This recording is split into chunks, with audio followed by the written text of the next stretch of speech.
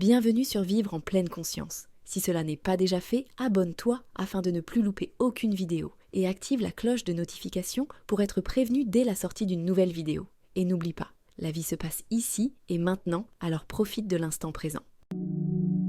Les enseignements de Sri Ramana Maharshi. Chapitre 5. Auto-investigation. Pratique. Deuxième partie.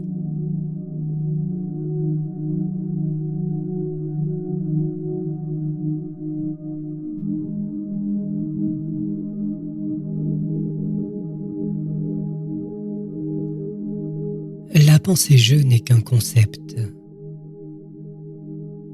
Vous êtes en train de vous identifier avec le faux je qui est la pensée-je. Cette pensée-je émerge et sombre, mais la signification exacte du je est au-delà. Il ne peut pas y avoir de fracture dans votre être. Vous êtes aussi bien celui qui dormait que celui qui est maintenant éveillé. Vous n'êtes pas inquiet dans votre sommeil profond, alors que vous l'êtes maintenant. Qu'est-il arrivé maintenant qui justifie une telle différence? C'est qu'il n'y avait pas de pensée-je dans votre sommeil profond, alors que maintenant, elle est présente. Le véritable je n'est pas visible, tandis que le faux je fait étalage de lui-même. Ce faux je est ce qui vous empêche d'avoir la connaissance vraie. Découvrez d'où surgit ce faux je, et il va disparaître. Vous serez alors simplement ce que vous êtes, c'est-à-dire l'être absolu.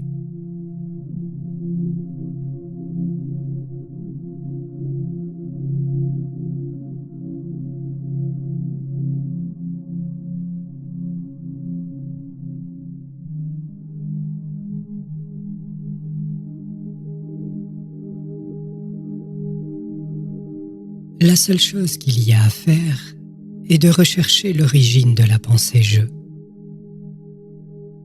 L'univers existe à cause de la pensée-je.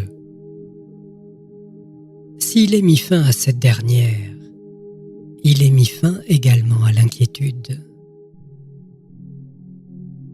Ce n'est qu'en recherchant sa source qu'il est mis un terme au faux je. Les gens demandent souvent comment avoir la maîtrise de l'esprit. Je leur réponds, montrez-moi l'esprit et vous saurez ce qu'il convient de faire.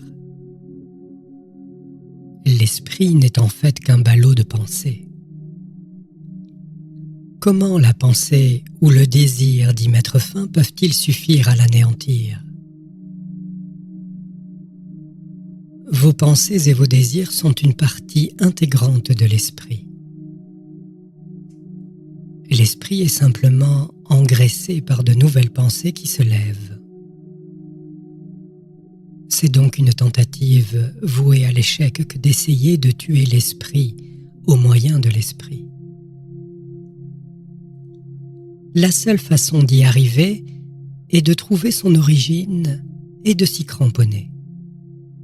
L'esprit s'effacera alors de lui-même. Le yoga enseigne Chitta Vritti Nirodha, la suppression des activités mentales. Mais moi, je conseille Atma Vichara, l'auto-investigation. C'est la voie pratique. Chitta Vritti Nirodha, c'est ce qui est provoqué par le sommeil, l'évanouissement, ou un manque prolongé de nourriture. Dès que cette cause vient à faire défaut, on assiste à une recrudescence des pensées. À quoi cela sert-il donc? Dans un état d'inertie et d'insensibilité profonde, on peut trouver la paix sans la souffrance. Mais la souffrance réapparaît quand la stupeur se dissipe. Vous voyez donc que ce contrôle-suppression, Nirodha, est inefficace et que ses bienfaits ne sauraient durer.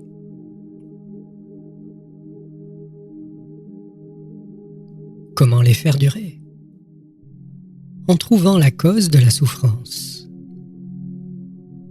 La souffrance est due à la perception des objets. S'ils sont absents de notre champ de perception, il n'y aura pas de pensée contingente et, par conséquent, la souffrance va être effacée. La question suivante est: comment les objets peuvent-ils cesser d'exister? Les Écritures et les sages sont d'accord pour dire que les objets ne sont que des créations mentales. Ils n'ont pas d'être en soi. Travaillez la question et vérifiez l'exactitude de cette affirmation. Vous en arriverez à la conclusion que le monde objectif se situe à l'intérieur de la conscience subjective. Le soi est bien la réalité unique qui pénètre le monde en même temps qu'elle l'enveloppe. Là, il n'y a pas de dualité et pas de pensées qui apparaissent pour troubler votre paix. C'est la réalisation du soi. Le soi est éternel, et il en est de même pour la réalisation. La pratique spirituelle est un exercice qui consiste à se retirer dans le soi chaque fois qu'on est troublé par les pensées. Il ne s'agit ni de concentration, ni de destruction de l'esprit, mais de retrait dans le soi.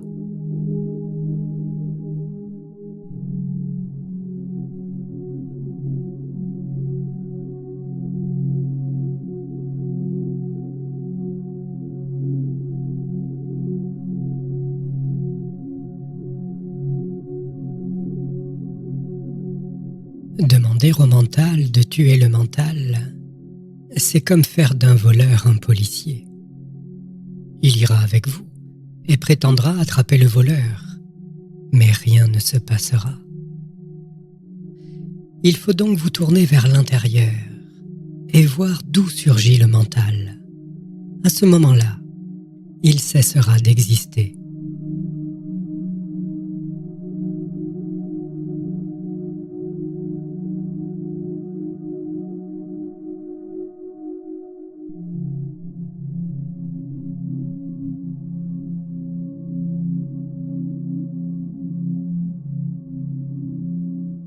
En tournant le mental vers l'intérieur, nous sommes encore en train d'utiliser le mental.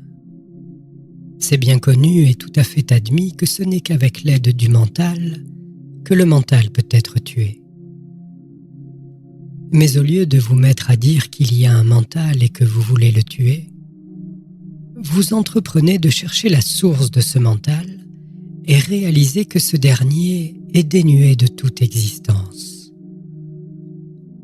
Le mental extraverti mène aux pensées et aux objets. Le mental introverti devient le soi lui-même.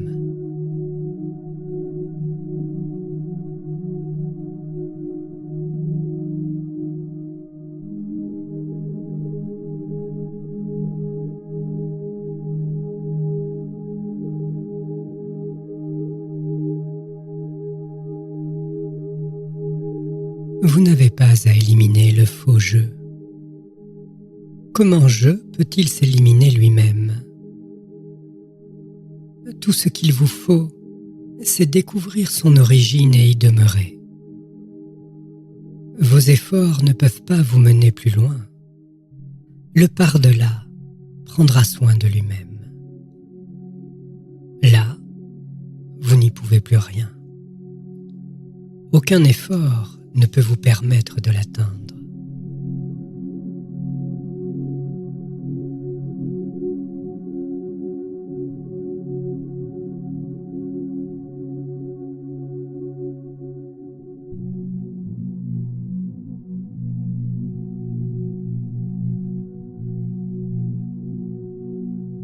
Alors vous pouvez vous demander: si je suis toujours ici et maintenant, pourquoi est-ce que je ne le ressens pas? Mais qui dit que ce n'est pas ressenti? Est-ce que c'est le vrai jeu qui le dit ou le faux jeu? Examinez cela. Vous allez trouver que c'est le faux jeu. C'est lui l'obstacle. Il doit être enlevé pour que le vrai jeu ne soit plus occulté. Le sentiment de n'avoir pas réalisé est l'obstacle à la réalisation. Elle est déjà là et il n'y a rien d'autre à comprendre. Autrement, cette découverte serait quelque chose de nouveau qui, n'ayant pas été jusque-là, se trouverait exister par la suite. Ce qui est né doit aussi mourir. Si la réalisation n'est pas éternelle, c'est inutile de l'acquérir. Nous ne cherchons pas quelque chose qui puisse réapparaître, mais quelque chose d'éternel qui, pour le moment et par la faute d'obstacles, échappe à notre compréhension. C'est cela que nous recherchons. Ce qui est éternel n'est pas connu comme tel à cause de l'ignorance. C'est l'ignorance qui est l'obstacle. Surmontez l'ignorance et tout ira bien. L'ignorance est identique à la pensée-je. Trouvez sa source et elle va se dissiper. La pensée-je est impalpable comme un mental qui s'élève avec le corps, s'épanouit et disparaît avec lui. La conscience corporelle est le faux jeu. Abandonnez cette identification au corps en recherchant la source du jeu. Le corps ne dit pas « je suis ». C'est vous qui dites « je suis le corps ». Découvrez qui est ce jeu. En recherchant son origine, il va disparaître.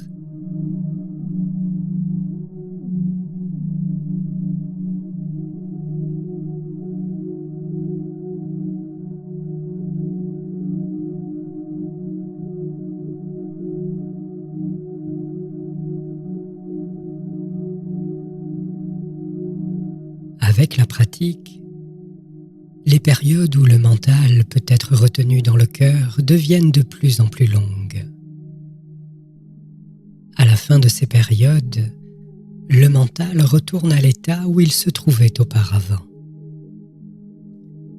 L'unité dans le cœur est remplacée par la multiplicité des phénomènes perçus. C'est ce qu'on appelle mental qui va vers l'extérieur. Quand le mental va vers le cœur, on l'appelle le mental au repos. Quand on procède chaque jour de cette façon, avec assiduité, le mental devient extrêmement pur, dégagé de ses imperfections, et la pratique devient si facile que le mental purifié va plonger dans le cœur dès que l'investigation débute.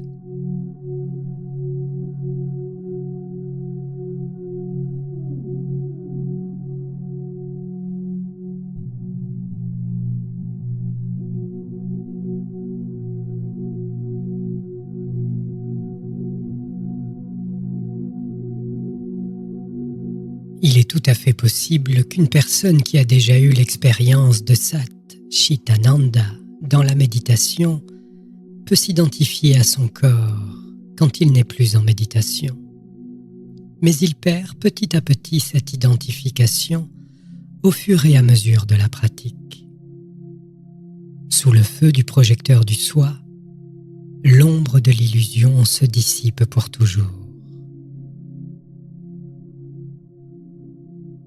Tant qu'on n'a pas déraciné toutes les vasanas, l'expérience acquise n'est pas stable. Il faut faire tous nos efforts pour les extirper. La connaissance ne devient inébranlable que lorsque toutes les vasanas ont été détruites. Nous devons lutter contre des tendances mentales innées. Elles partiront toutes. mais elles partiront comparativement plus vite chez ceux qui ont fait des sadhanas dans le passé que chez les autres. Si vous voulez savoir comment ces tendances mentales innées vont disparaître, si cela va se faire brusquement, tout à la fois ou l'une après l'autre, imaginez le soleil qui se lève et voyez si l'obscurité s'en va petit à petit ou d'un seul coup.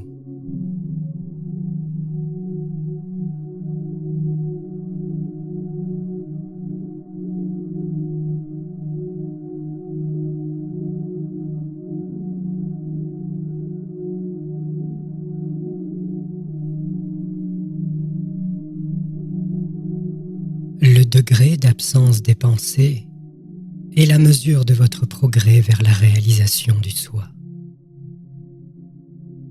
Mais la réalisation du soi ne reconnaît pas de progrès. Elle est toujours identique à elle-même. Le soi demeure toujours dans la réalisation. Les obstacles sont les pensées qui nous empêchent de comprendre que le soi est toujours réalisé. On mesure donc le progrès à la quantité d'obstacles enlevés. C'est pourquoi il faut contrôler les pensées en cherchant à qui elles se présentent. De la sorte, vous allez à leur source où rien ne surgit. Cependant, on peut toujours avoir des doutes. Il faut les éclaircir. Un doute surgit, il est éclairci. Un autre s'élève, qui est éclairci également, laissant la voie à un autre, et ainsi de suite. Il est impossible de dissiper tous les doutes. Voyez à qui se présentent ces doutes. Allez à leur source et restez-y. Ils vont cesser de s'élever. C'est la seule façon d'éclaircir les doutes.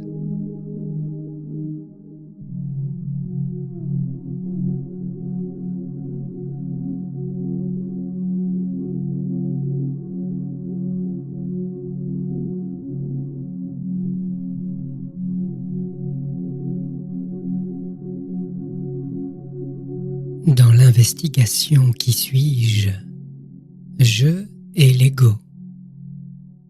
En réalité, la question veut dire quelle est la source ou l'origine de cet ego.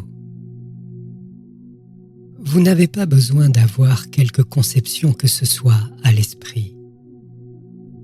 Tout ce qui est exigé, c'est d'abandonner la conception que vous êtes ce corps correspondant à telle ou telle description, à tel ou tel nom, etc.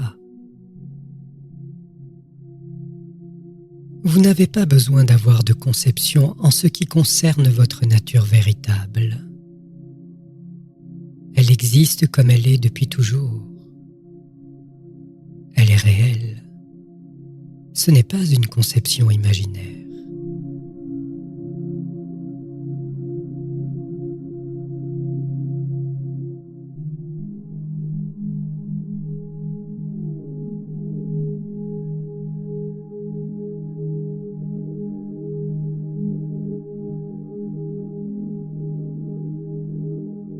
Ne pensez pas que l'auto-investigation est une formule creuse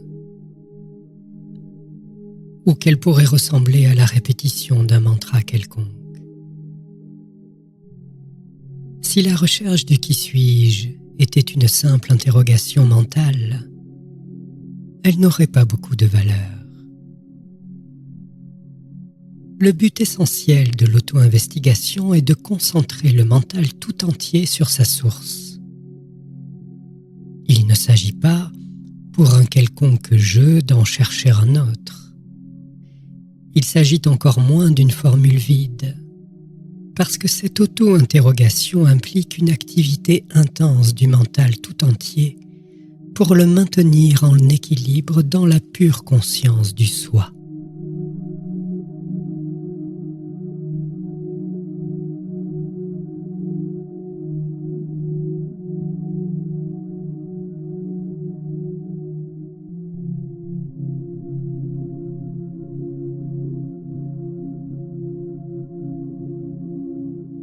Si vous souhaitez savoir quand est-ce que vous devez consacrer du temps à cet Atma Vichara, le matin, le soir, en écrivant ou en marchant, demandez-vous quelle est votre nature véritable. Est-ce l'écriture, la marche ou l'être? L'unique, inaltérable réalité est l'être. Il faut poursuivre l'interrogation jusqu'à atteindre l'état d'être pur. Une fois établi en cet état, vous n'avez plus à vous inquiéter. Personne ne va rechercher la source des pensées s'il n'y a pas de pensées qui surgissent. Aussi longtemps que quelqu'un a la conviction d'un jeu qui marche ou d'un jeu qui écrit, il faut rechercher qui a cette certitude.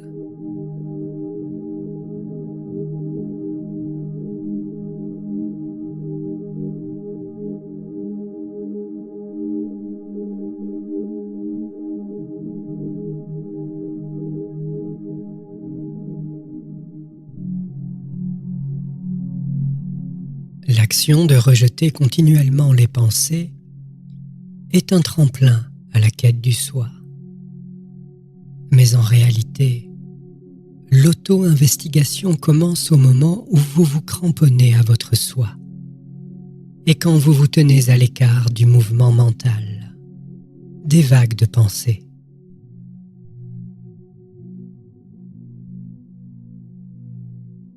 Vichara n'est pas une démarche intellectuelle, que l'on appelle plutôt Antara Vichara, la quête intérieure.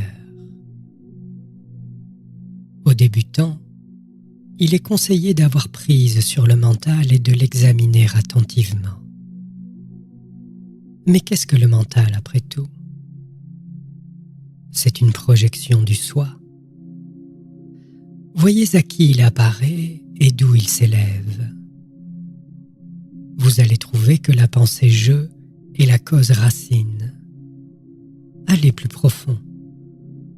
La pensée je disparaît et il ne reste plus que la conscience je, dilatée à l'infini.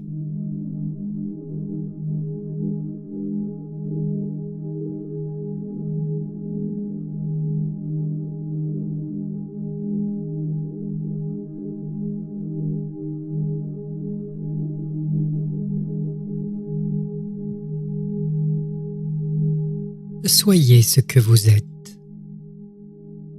Il n'y a rien qui doive descendre ou devenir manifeste. Tout ce qui est nécessaire, c'est de perdre l'ego. Ce qui est toujours là. Même maintenant, vous êtes cela. Vous n'en êtes pas séparés. C'est vous qui voyez le vide. Mais vous êtes là pour voir le vide. Qu'attendez-vous? La pensée je n'ai pas vu, l'espoir de voir et le désir d'obtenir quelque chose ne sont rien que le travail de l'ego. Vous êtes tombé dans les pièges de l'ego. C'est l'ego qui dit cela. Ce n'est pas vous. Soyez vous-même et rien d'autre.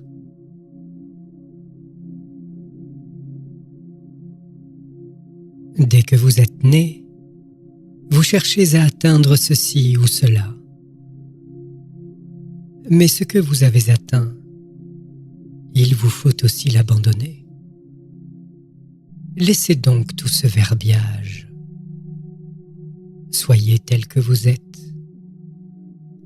Voyez qui vous êtes et demeurez dans le soi, libre de naissance, d'aller, de venue et de retour.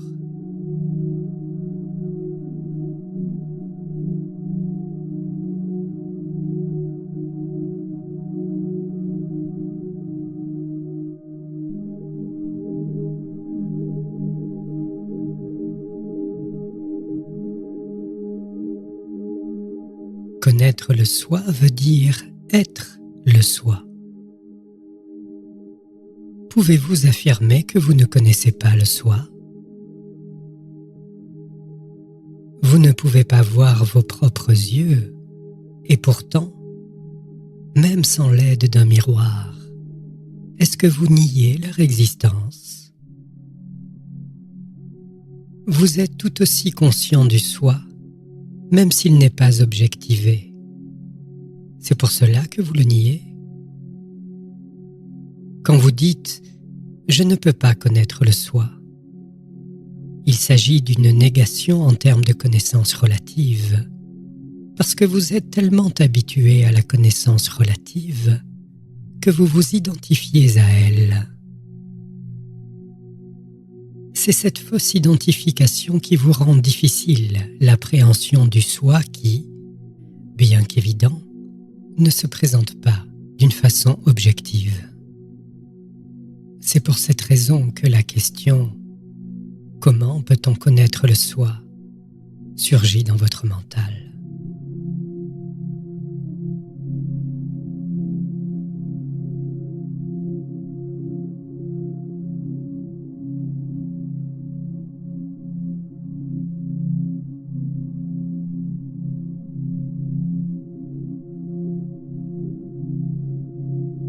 Ce que vous avez à faire, c'est d'être, et pas d'être ceci ou cela. « Je suis celui qui est » résume la vérité tout entière.